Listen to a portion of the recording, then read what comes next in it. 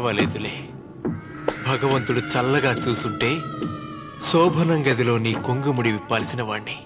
డబ్బుందని రామనని పెళ్లి చేసుకున్నావు కదా. భిక్షపతి, నేను నీ వదిన్ని. కళ్ళు పోతాయా? పోనీ, నిన్ను అనుభవించాక కళ్ళేమిటి? ప్రాణం పోయినా పర్వాలేదు. ఏంట్రా, ఏం చేస్తున్నావు ఇక్కడ? ఏం లేదు నాన్న, పాలేమన్నా ఉంటే ఒక బిందెడివ్వు, నేను కూడా శివలింగం మీద పోస్తాను అంటే నోర్మి అంటుంది. మూసా పోస్తాను వదినా. ఏమా, వాడేమన్నా వాగాడా?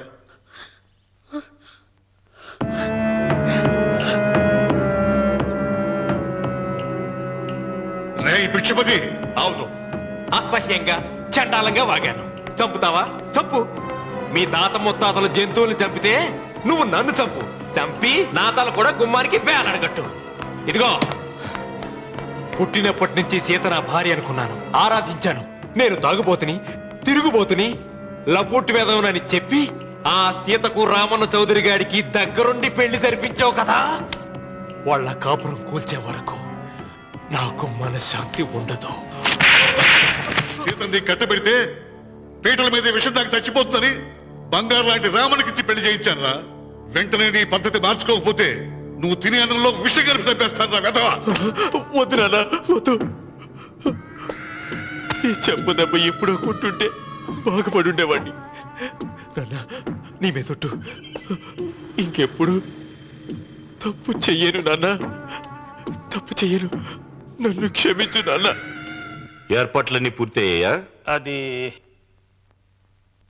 ఏమైంది లోకేశ్వరరావు? 50 జంటలు నమోదు చేయించుకున్నారండి. అందులో 30 జంటలకి దానం చేయడానికి మాత్రమే మన దగ్గర భూమి మిగిలి ఉంది. మరి మిగతా 40 ఎకరాలు అంటే మన పొలం అంతా?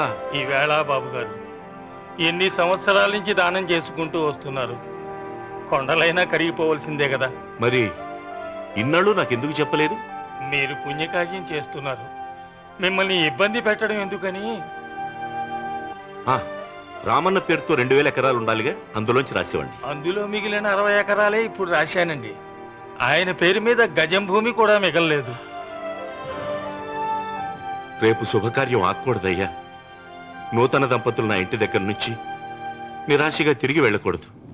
నాతోరా జగన్నాథం. అన్నయ్య, నువ్వు ఈ సాయం చేస్తే నా పరువు కాపాడిన వాడి అవుతావు.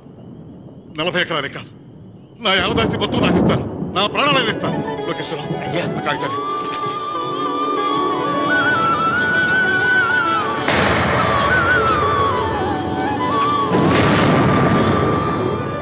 మీ కుటుంబం 10 కాళ్ళ పాటు చల్లగా ఉండాలయ్యా.